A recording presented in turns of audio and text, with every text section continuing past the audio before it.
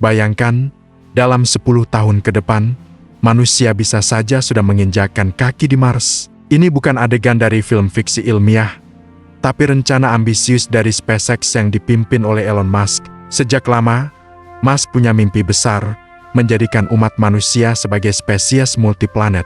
Dan Mars, planet merah yang misterius itu, adalah tujuan utamanya. Kenapa Mars? Karena Mars adalah planet terdekat yang paling mirip dengan Bumi, punya potensi air, dan bisa menjadi harapan baru bagi masa depan peradaban kita. Sejarah SpaceX sendiri adalah cerita tentang kegigihan. Dari kegagalan di awal hingga sukses besar dengan roket Falcon yang bisa digunakan kembali. SpaceX terus membuktikan bahwa batasan itu hanya ada untuk dilampaui. Sekarang, semua mata tertuju pada proyek terbesar mereka, Starship. Inilah kendaraan raksasa yang dirancang khusus untuk membawa hingga 100 orang dalam satu kali perjalanan ke Mars. Rencananya sudah tersusun rapi. Misi akan dimulai dengan mengirimkan kargo dan robot untuk mempersiapkan pendaratan. Setelah itu, barulah misi berawak pertama diluncurkan. Tahapannya sangat kompleks, mulai dari peluncuran dari bumi, pengisian bahan bakar di orbit, perjalanan selama berbulan-bulan, hingga pendaratan vertikal yang menegangkan di permukaan Mars. Teknologi pendaratan ini sangat krusial, dan SpaceX terus menyempurnakannya melalui berbagai uji coba. Tentu saja, perjalanan ke Mars bukanlah hal yang mudah. Ada banyak sekali tantangan yang harus dihadapi. Secara teknis, kita bicara soal perjalanan ratusan juta kilometer, menghadapi radiasi kosmik yang berbahaya, dan memastikan semua sistem berfungsi sempurna tanpa bantuan dari bumi. Selain itu, ada tantangan bagi para astronot itu sendiri. Mereka harus bertahan hidup dalam kondisi gravitasi rendah, mengatasi isolasi dan tekanan psikologis selama perjalanan panjang, serta hidup dalam lingkungan yang sangat asing. Belum lagi urusan logistik, seperti bagaimana menyediakan oksigen, air, dan makanan yang cukup untuk bertahan hidup di sana. Disinilah Starship menjadi kunci segalanya. Pesawat luar angkasa ini benar-benar revolusioner.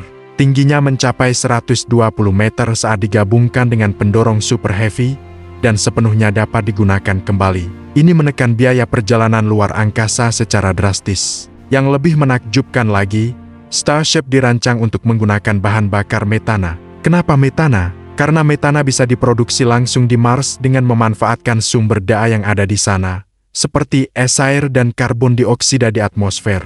Konsep ini disebut in situ resource utilization, dan inilah yang akan memungkinkan Starship untuk mengisi bahan bakar di Mars untuk perjalanan pulang ke bumi. SpaceX tidak bekerja sendirian dalam misi kolosal ini. Mereka berkolaborasi erat dengan NASA, yang sudah punya banyak pengalaman dalam eksplorasi Mars. Kolaborasi ini melibatkan pertukaran data, teknologi, dan keahlian. Banyak perusahaan swasta dan lembaga ilmiah lainnya juga ikut serta dalam mengembangkan berbagai teknologi pendukung, mulai dari sistem penunjang kehidupan, pakaian antariksa canggih, hingga desain habitat yang akan menjadi rumah pertama manusia di Mars. Jadi, mengapa kita harus repot-repot pergi ke Mars? Pertama, untuk ilmu pengetahuan. Mars menyimpan banyak rahasia tentang sejarah tata surya dan mungkin juga tentang asal-usul kehidupan. Misi ini juga akan mendorong lahirnya berbagai inovasi teknologi yang bisa kita manfaatkan di bumi. Lebih dari itu, memiliki cadangan peradaban di planet lain bisa menjadi jaminan kelangsungan hidup umat manusia jika terjadi bencana besar di bumi. Mars adalah langkah pertama kita untuk menjadi penjelajah antar planet. Jika semua berjalan sesuai rencana, dalam 20 hingga 50 tahun ke depan, kita mungkin akan melihat koloni manusia pertama yang mandiri di Mars. Bayangkan sebuah kota kecil dengan infrastruktur, sistem pertanian, dan fasilitas penelitian di bawah langit kemerahan Mars. Tentu saja, hal ini akan membawa dampak besar bagi peradaban kita, baik secara sosial, politik, maupun filosofis. Siapa yang akan mengatur kehidupan di sana? Bagaimana hubungan antara koloni Mars dan bumi? Ini adalah pertanyaan-pertanyaan besar yang harus kita pikirkan bersama. Misi sebesar ini membutuhkan dukungan dari semua pihak, bukan hanya dari pemerintah dan ilmuwan, tapi juga dari masyarakat umum. Antusiasme publik bisa mendorong alokasi dana yang lebih besar dan kebijakan yang mendukung eksplorasi luar angkasa. Saat ini, pendapat publik terbelah. Ada yang sangat mendukung, ada juga yang skeptis. Namun, satu hal yang pasti, perjalanan ke Mars akan mengubah cara kita memandang diri sendiri dan posisi kita di alam semesta. Pada akhirnya, rencana SpaceX untuk mendarat di Mars dalam 1 dekade ke depan adalah sebuah pertaruhan besar yang penuh dengan tantangan, tetapi juga menjanjikan peluang yang luar biasa. Ini bukan hanya tentang menancapkan bendera di planet lain. Ini adalah tentang mendorong batas kemampuan manusia, menginspirasi generasi baru untuk bermimpi lebih besar, dan membuka babak baru dalam sejarah peradaban kita. Mars bukan lagi sekadar titik merah di langit malam, tetapi sebuah tujuan yang nyata dan bisa kita raih. Masa depan ada di luar sana, dan kita sedang bersiap untuk menjemputnya. Di video sebelumnya kita sudah bahas tentang ambisi SpaceX untuk mendarat di Mars. Nah, sekarang mari kita dalami lebih jauh teknologi utama yang akan mewujudkan mimpi ini, Starship. Bayangkan sebuah roket raksasa yang dirancang bukan cuma untuk sekali pakai, tapi bisa terbang bolak-balik ke Mars. Inilah Starship, kendaraan antar planet pertama di dunia yang sepenuhnya dapat digunakan kembali. Dengan tinggi sekitar 120 meter saat digabungkan dengan pendorong super heavy, Starship bisa membawa lebih dari 100 orang atau muatan besar ke planet merah. Keunggulan utama Starship terletak pada desainnya yang revolusioner. Tidak seperti roket-roket sebelumnya, Starship dirancang untuk mendarat secara vertikal, baik di bumi maupun di Mars. Ini artinya, setelah mengantarkan kargo dan kru, ia bisa diisi ulang bahan bakarnya dan terbang kembali ke bumi. Efisiensi ini adalah kunci untuk membuat perjalanan antar planet menjadi lebih terjangkau dan berkelanjutan. Selain itu, Starship menggunakan bahan bakar metana dan oksigen cair, yang biasa disebut meselax. Pilihan ini sangat cerdas, karena kedua komponen ini bisa diproduksi langsung di Mars menggunakan sumber daya setempat, yaitu es air dan karbon dioksida dari atmosfernya. Konsep ini, yang dikenal sebagai In Situ Resource Utilization atau ISRU, adalah terobosan besar yang akan memungkinkan misi jangka panjang dan bahkan pembangunan koloni di Mars. Tentu saja, SpaceX tidak bekerja sendirian dalam misi ambisius ini. Mereka menjalin kolaborasi erat dengan NASA. NASA, dengan pengalaman puluhan tahun dalam eksplorasi luar angkasa, memberikan dukungan krusial melalui program Artemis dan kontrak pengembangan lainnya. Kolaborasi ini saling menguntungkan. SpaceX menyediakan teknologi roket inovatif, sementara NASA menyumbangkan keahlian dalam ilmu keplanetan, sistem pendukung kehidupan, dan keselamatan astronot. Selain NASA, berbagai perusahaan swasta dan lembaga ilmiah juga ikut serta. Ada yang fokus pada pengembangan habitat Mars, sistem pertanian di luar angkasa, hingga instrumen penelitian canggih yang akan dibawa oleh Starship. Kolaborasi global ini menunjukkan bahwa misi ke Mars bukanlah sekadar proyek satu perusahaan, melainkan upaya bersama umat manusia. Lalu, kenapa sih kita harus repot-repot ke Mars? Manfaatnya sangat besar. Dari sisi ilmiah, Mars menawarkan laboratorium alam raksasa untuk memahami sejarah tata surya dan mencari tanda-tanda kehidupan di luar bumi. Apakah pernah ada kehidupan di Mars? Pertanyaan ini bisa terjawab dengan eksplorasi langsung. Selain itu, tantangan untuk bertahan hidup di Mars akan mendorong lahirnya inovasi teknologi yang luar biasa, mulai dari sistem daur ulang air dan udara yang super efisien hingga sumber energi terbarukan yang canggih. Teknologi ini nantinya juga bisa diterapkan untuk mengatasi masalah di bumi. Dan yang terpenting, menjadikan manusia sebagai spesies multiplanet adalah jaminan kelangsungan hidup jangka panjang. Jika terjadi bencana dahsyat di bumi, koloni di Mars bisa menjadi harapan terakhir bagi umat manusia. Sekarang, mari kita berandai-andai sedikit tentang masa depan kolonisasi Mars. Dalam 20 hingga 50 tahun ke depan, kita mungkin akan melihat kota-kota pertama di Mars. Awalnya, para kolonis akan tinggal di habitat bawah tanah atau kubah pelindung untuk berlindung dari radiasi. Mereka akan mulai membangun infrastruktur dasar, seperti pembangkit listrik tenaga surya, fasilitas produksi air dan oksigen, serta rumah kaca untuk menanam makanan. Seiring berjalannya waktu, terraforming proses mengubah atmosfer dan iklim Mars agar lebih mirip bumi mungkin akan menjadi proyek jangka panjang yang ambisius. Membangun peradaban baru di Mars akan membawa dampak sosial dan politik yang mendalam, memaksa kita untuk memikirkan kembali konsep pemerintahan, hukum, dan ekonomi di luar batas planet kita. Sebagai kesimpulan, misi SpaceX ke Mars bukan hanya sekadar petualangan teknologi, tapi sebuah langkah revolusioner yang akan mengubah masa depan umat manusia. Dengan Starship, SpaceX membuka gerbang menuju era baru eksplorasi antar planet. Tentu, tantangannya sangat besar, mulai dari kendala teknis hingga bahaya perjalanan luar angkasa. Namun, peluang dan manfaat yang ditawarkan jauh lebih besar. Dari penemuan ilmiah yang luar biasa hingga jaminan kelangsungan hidup jangka panjang, Mars adalah tujuan berikutnya yang logis dalam perjalanan kosmik kita. Visi Elon Musk dan kerja keras ribuan orang di SpaceX dan mitranya sedang membangun jembatan menuju planet merah.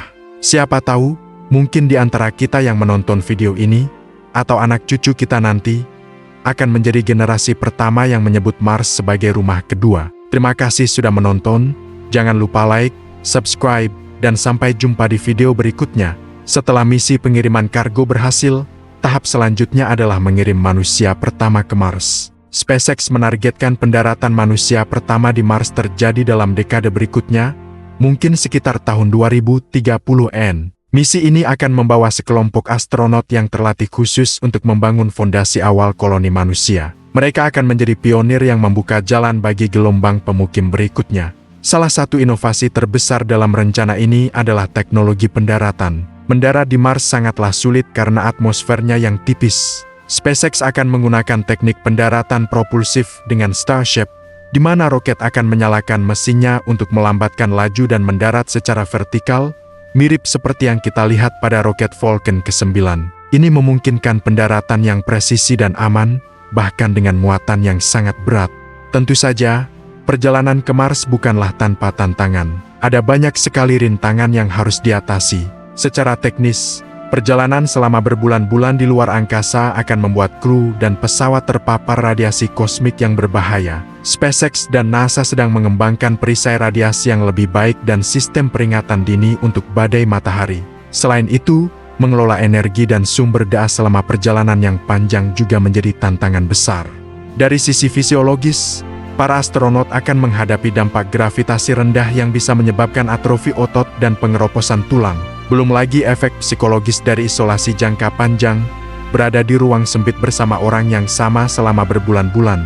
Karena itu, seleksi astronot tidak hanya berdasarkan kemampuan teknis, tetapi juga ketahanan mental dan kemampuan kerja sama tim. Dan tantangan terbesar mungkin menanti di Mars itu sendiri. Bagaimana cara menyediakan oksigen untuk bernapas, air untuk minum, dan makanan untuk bertahan hidup di planet yang tandus. Inilah mengapa misi awal akan sangat fokus pada pengujian teknologi pendukung kehidupan, seperti sistem daur ulang air dan udara, serta pertanian di dalam habitat khusus. Kunci dari semua rencana ambisius ini adalah Starship. Roket ini benar-benar sebuah keajaiban rekayasa. Dengan tinggi sekitar 120 meter saat digabungkan dengan pendorong super heavy, Starship dirancang untuk dapat digunakan kembali sepenuhnya. Ini adalah pengubah permainan. Roket-roket sebelumnya hanya sekali pakai, membuat biaya perjalanan luar angkasa sangat mahal. Dengan Starship, SpaceX bertujuan untuk menekan biaya perjalanan ke Mars hingga setara dengan harga sebuah rumah. Starship mampu membawa lebih dari 100 ton kargo atau 100 penumpang dalam sekali jalan. Interiornya dirancang untuk menjadi lebih nyaman bagi perjalanan panjang, dengan kabin pribadi, area umum, dan bahkan jendela besar untuk menikmati pemandangan luar angkasa. Keunggulan lain dari Starship adalah bahan bakarnya. Ia menggunakan metana cair dan oksigen cair. Pilihan ini sangat strategis karena kedua komponen ini dapat diproduksi langsung di Mars. Planet merah memiliki atmosfer yang kaya karbon dioksida dan air beku di bawah permukaannya. Dengan proses yang disebut reaksi Sabatier, CO2 dan air bisa diubah menjadi metana dan oksigen. Ini disebut In Situ Resource Utilization atau ISRU, yang berarti Starship bisa mengisi ulang bahan bakarnya di Mars untuk perjalanan pulang ke bumi. Ini adalah langkah krusial untuk menciptakan koloni yang mandiri. Misi sebesar ini tentu tidak bisa dilakukan sendirian. SpaceX bekerja sama dengan berbagai pihak, terutama NASA. NASA telah berbagi data dan pengalaman dari misi-misi Mars mereka sebelumnya, seperti rover Curiosity dan Perseverance. Kolaborasi ini sangat penting, terutama dalam aspek keselamatan astronot dan penelitian ilmiah. Selain NASA, ada juga kontribusi dari Badan Antariksa Internasional lain dan ratusan perusahaan swasta yang mengembangkan teknologi pendukung, mulai dari pakaian antariksa, sistem robotik, hingga habitat Mars. Lembaga-lembaga ilmiah juga sangat bersemangat. Mereka melihat misi ini sebagai kesempatan emas untuk menjawab pertanyaan-pertanyaan fundamental tentang Mars. Apakah pernah ada kehidupan di sana? Bisakah kita menemukan bukti fosil mikroba? Bagaimana evolusi geologis planet ini? Misi manusia akan memungkinkan penelitian yang jauh lebih mendalam dibandingkan dengan robot. Jadi, mengapa kita harus pergi ke Mars? Apa tujuannya? Pertama, untuk kelangsungan hidup umat manusia. Elon Musk sering mengatakan bahwa menempatkan manusia di lebih dari satu planet adalah asuransi jiwa bagi spesies kita. Jika terjadi bencana besar di bumi, baik itu bencana alam atau buatan manusia, koloni di Mars bisa memastikan kelangsungan hidup peradaban. Kedua, untuk ilmu pengetahuan dan penemuan. Setiap kali kita mendorong batas eksplorasi, kita belajar hal-hal baru yang tak terduga. Misi ke Mars akan memacu inovasi teknologi di berbagai bidang, mulai dari energi terbarukan, daur ulang, hingga kedokteran, yang pada akhirnya akan bermanfaat bagi kehidupan di bumi. Bayangkan teknologi pertanian di lingkungan ekstrem atau sistem penyaringan air super efisien. Semua itu bisa diaplikasikan di sini. Ketiga, Mars memiliki potensi sumber daya yang bisa dimanfaatkan di masa depan. Meskipun masih jauh, penambangan di Mars bisa menjadi sumber mineral dan logam langka. Dan yang tak kalah penting, misi ini adalah tentang inspirasi. Sama seperti pendaratan di bulan yang menginspirasi satu generasi untuk bermimpi besar, misi ke Mars akan memicu imajinasi generasi baru untuk mengejar sains, teknologi, dan eksplorasi. Ini memberi kita tujuan bersama yang besar sebagai umat manusia. Bagaimana masa depan koloni Mars? Dalam 20 hingga 50 tahun ke depan, kita mungkin akan melihat sebuah pangkalan permanen yang berkembang menjadi kota kecil. Habitat awal yang terhubung oleh terowongan akan tumbuh, pertanian dalam kubah besar akan menyediakan makanan, dan industri lokal akan mulai memproduksi barang-barang penting dari sumber daya Mars. Manusia yang lahir di Mars bahkan bisa menjadi kenyataan.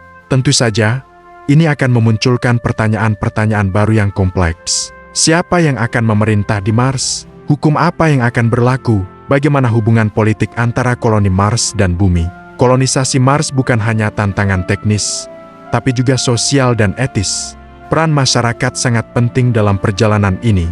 Dukungan publik akan mendorong pemerintah untuk mengalokasikan anggaran dan membuat kebijakan yang mendukung eksplorasi luar angkasa. Semakin banyak orang yang bersemangat tentang Mars, semakin besar dorongan bagi perusahaan swasta untuk berinvestasi dan berinovasi. Opini publik benar-benar bisa membentuk masa depan perjalanan antar planet.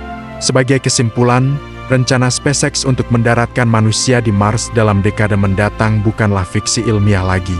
Ini adalah proyek rekayasa paling ambisius dalam sejarah manusia. Dengan Starship sebagai ujung tombaknya, SpaceX sedang membuka jalan untuk mengubah kita dari spesies satu planet menjadi spesies multiplanet. Tantangannya memang luar biasa, tetapi peluang dan manfaatnya jauh lebih besar. Ini bukan hanya tentang menancapkan bendera di planet lain. Ini tentang memastikan masa depan umat manusia, mendorong batas pengetahuan kita, dan menginspirasi kita semua untuk melihat ke atas, ke bintang-bintang, dan bermimpi tentang apa yang mungkin terjadi. Masa depan benar-benar ada di luar sana, dan Mars adalah pemberhentian kita berikutnya. Terima kasih sudah menonton sampai akhir. Jika kalian suka dengan konten seperti ini, jangan lupa untuk like, komen, dan subscribe agar tidak ketinggalan video-video menarik lainnya. Sampai jumpa di video berikutnya.